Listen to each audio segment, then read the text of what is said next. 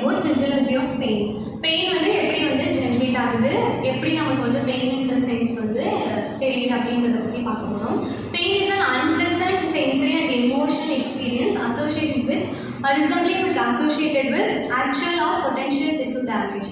அதாவது நம்ம பாடியில் பொட்டென்ஷியலாக ஏதாவது ஒரு டிஷ்யூ டேமேஜ் ஆகிருக்கும் போது நமக்கு வரக்கூடிய emotional and unpleasant sensory experience தான் வந்து நம்ம பெயின்னு சொல்கிறோம். அந்த பர்டிகுலர் சென்ஸ் வந்து அன்பிளசண்ட்டாக இருக்கும், அதை தான் வந்து நம்ம பெயின்னு சொல்லுவோம். இந்த பெயின் பார்த்தீங்கன்னா ஃபீலிங் சச்சஸ் எந்த மாதிரியெல்லாம் ஃபீலிங்காக இருக்கும்னா ப்ரிக், அதாவது குத்துற மாதிரி, டிங்கிள், அடுத்து ஸ்டிங்க், கொட்டுற மாதிரி, பேர்னிங் ஆர் ஏக், இந்த மாதிரியான அன்பிளசன்ட் ஃபீலிங் எல்லாமே இருக்கும். Pain maybe sharp or dull, அதாவது பெயின் வந்து ஷார்ப்பாகவும் இருக்கலாம் ஒரு டல்லாகவும் இருக்கலாம். பெயின் வந்து இமீடியட்டாக கோவும் ஆகலாம், இல்லைன்னா கான்ஸ்டண்ட்டாக வந்து ஸ்டேவும் ஆகலாம். Localized or generalized unpleasant bodily sensation, complex of sensation that called mild to severe physical discomfort. இந்த பெயின் வந்து ஜெனரேட் ஆகும்போது நமக்கு மைல்டாக டிஸ்கம்ஃபர்ட்டாகவும் இருக்கலாம். டிபெண்ட்ஸ் ஆன் த பெயினோட சிவியாரிட்டி. எந்த அளவுக்கு வந்து பெயின் வந்து சிவியராக இருக்கோ அதை பொறுத்து நம்மளோட டிஸ்கம்ஃபர்ட் வந்து மைல்டிலிருந்து சிவியராக கூட இருக்கலாம். Nociception means neural response related to potential tissue damaging ஸ்டிமுலை.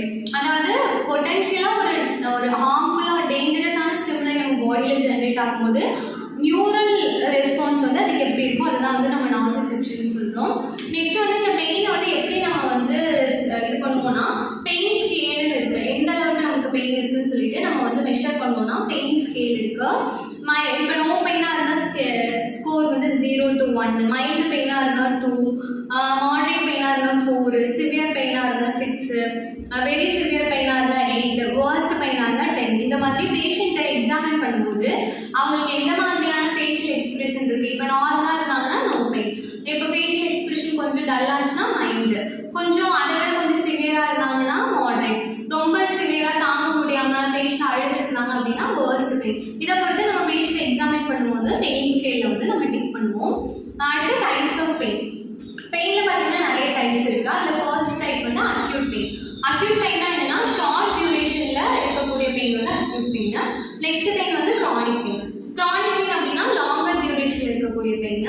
Third வந்து neuropathic pain. Neuropathic pain due to damage to the nerves. நம்மளோட நர்வ்ஸ் ஏதாவது டேமேஜ் ஆகுதுன்னா அதனால ஜெனரேட் ஆகக்கூடிய பெயின் வந்து நியூரோபதிக் பெயின்.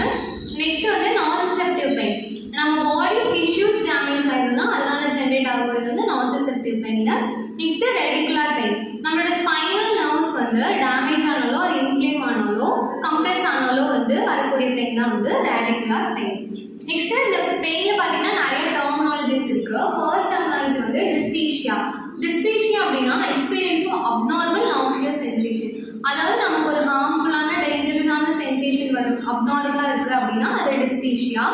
நெக்ஸ்ட் வந்து அலைடீனியா. அலைடீனியா அப்படின்னா நாக்ஷியஸ் பெர்செப்ஷன் ஆஃப் நான் நாக்ஷியஸ் ஸ்டிமுலை ஆஸ் பெயின்ஃபுல்.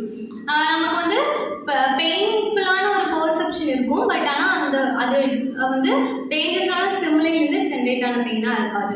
நெக்ஸ்ட் வந்து ஹைப்பரால்ஜேஷியா அப்படின்னா increased pain response due to painful stimuli. நமக்கு ஒரு பெயின்ஃபுல் ஸ்டிமுலை ஜென்ரேட் ஆனதுக்கப்புறம் நம்ம பெயின் வந்து இன்க்ரீஸ் ஆச்சுன்னா ஹைப்பரால்ஜேஷியா. பெயின்ஃபுல் ஸ்டிமுலை ஜென்ரேட் ஆனதுக்கப்புறம் நம்ம பெயின் டிக்ரீஸ் ஆச்சுன்னா ஹைப்போஅல்ஜேஷியா. நெக்ஸ்ட் வந்து பார்த்தீங்கன்னா பாத்வே ஆஃப் பெயின். பாடியில் வந்து எப்படி வந்து பெயின் வந்து ஜென்ரேட் ஆகுது, அதோட பாத்வே என்ன அப்படின்னா ஃபர்ஸ்ட் வந்து பெரிஃபரல் பெயின் ரிசெப்டார்ஸ்.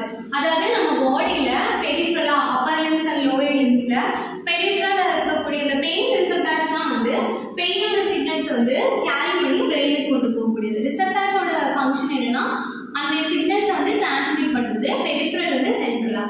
ஸோ நம்ம பாடியில் பெரிஃபரலாக ப்ரெசென்ட்டாக இருக்க பெயின் ரிசெப்டார்ஸ் வந்து ஒன்ஸ் வந்து நமக்கு பெயின் ஜென்ரேட் ஆகிறதுக்கு முன்னாடி நமக்கு ஏதாவது இன்ஜுரியோ ஒரு ஆக்சிடென்ட்டோ ஆயிடுச்சு அப்படின்னா இந்த பெரிஃபரல் பெயின் ரிசெப்டார்ஸ் வந்து இந்த சிக்னல்ஸை வந்து ஏ டெல்டா அண்ட் சி ஃபைபர்ஸ், அதாவது நம்ம நர்வ்ஸில் இருக்கக்கூடிய ஏ டெல்டா அண்ட் சி ஃபைபர்ஸ் வந்து ஜென்ரேட் பண்ணும். இந்த ஏ டெல்டா அண்ட் சி ஃபைபர்ஸ் வந்து ஒரு ஏ டெல்டா ஃபைபர்ஸ் வந்து அக்யூட்டான பெயின், இல்லை வந்து ஷார்ட் டியூரேஷனில் இருக்கக்கூடிய பெயின், அந்த மாதிரி மைல்டு பெயின், அந்த மாதிரியான பெயின் ஜென்ரேட் பண்ணக்கூடியது.